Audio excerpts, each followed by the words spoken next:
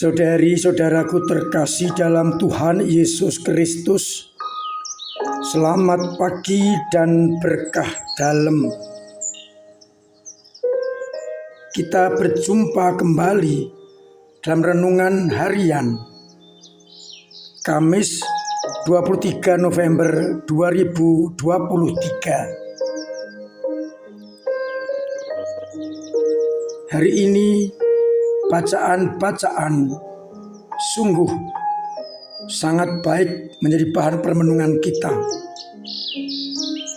Bacaan yang pertama dari kitab pertama Makabe bab 2 ayat 15 sampai 29 menggambarkan kegigihan Matatias dan keluarganya yang mempertahankan iman akan Yahweh dengan berani melawan utusan raja, bahkan dibunuhnya.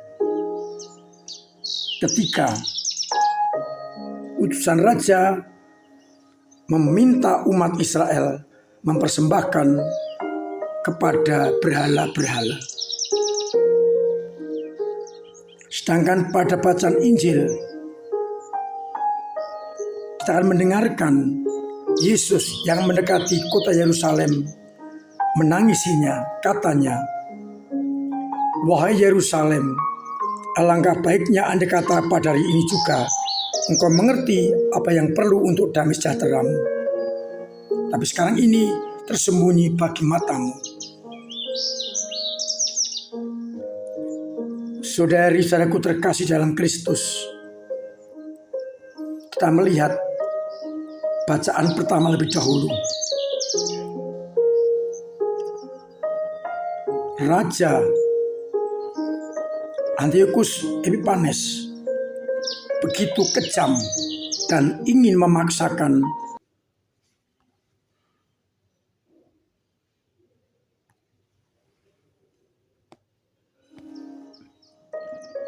agar semua orang meninggalkan Allah-Allah dan menyembah berhala.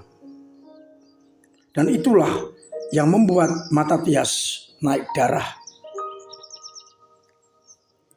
Ia dengan berani melawan titah raja. Dan ketika ada orang Yahudi yang melakukan pemujaan, segera digoroknya. Dan pegawai raja pun dibunuhnya. Dan ia meminta umat memilih dengan suara lantang, "Barang siapa rindu memegang hukum Taurat dan berpaut pada perjanjian, hendaklah mengikuti aku." Kesetiaan kepada Yahweh memerlukan pengorbanan. Dan itulah yang dibuat Matatias. Ia melarikan diri ke bedungan, meninggalkan harta miliknya. Menjadi pertanyaan permenungan yang pertama. Apakah kita setia untuk mempertahankan iman, kendati melawan banyak tantangan dan godaan yang lebih hebat? Konsekuensinya adalah bisa mati, penjara, atau hidup sengsara karena melarikan diri dari ancaman. Tetapi kita tahu sang guru kita pun mengalami nasib yang sama. Karena kebenaran, ia harus mati di kayu salib. Dari bacaan Injil menarik untuk kita cermati.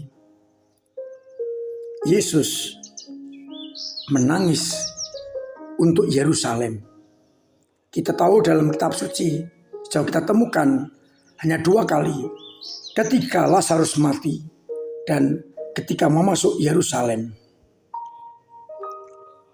Pertanyaannya adalah, apa yang ditangisi Yesus? Atau mengapa Yesus menangis? Bukan karena Yerusalem akan dihancurkan,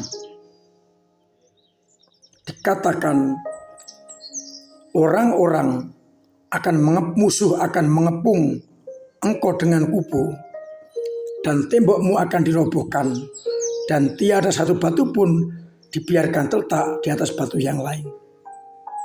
Bukan itu yang ditangisi oleh Yesus, tetapi orang-orang Yerusalem tidak mengerti apa yang patut untuk dikerjakan berhadapan dengan Anak Manusia. Apa yang perlu untuk sejahteramu? Sejahtera Yerusalem adalah menangkap, menerima Sang utusan Allah.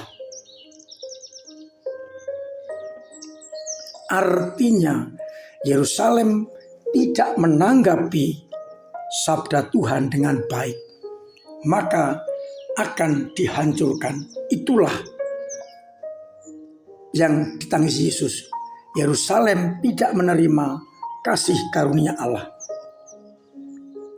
Ketika Yerusalem melenceng dan tidak menerima panggilan dengan baik, Yesus menangisi karena rahmat keselamatan tidak akan mereka terima. Sekarang kita boleh bertanya, kita seperti Yerusalem yang seringkali tidak melaksanakan keselamatan itu, dan Yesus pun menangisi kita. Yesus menangis karena sayang kepada kita. Kalau kita bertobat dan tahu apa yang penting, kembali kepada Allah, tangisan Yesus akan terhapus. Kita begitu disayangi Tuhan, tetapi kita tidak menanggapi. Itulah yang ditangisi oleh Yesus.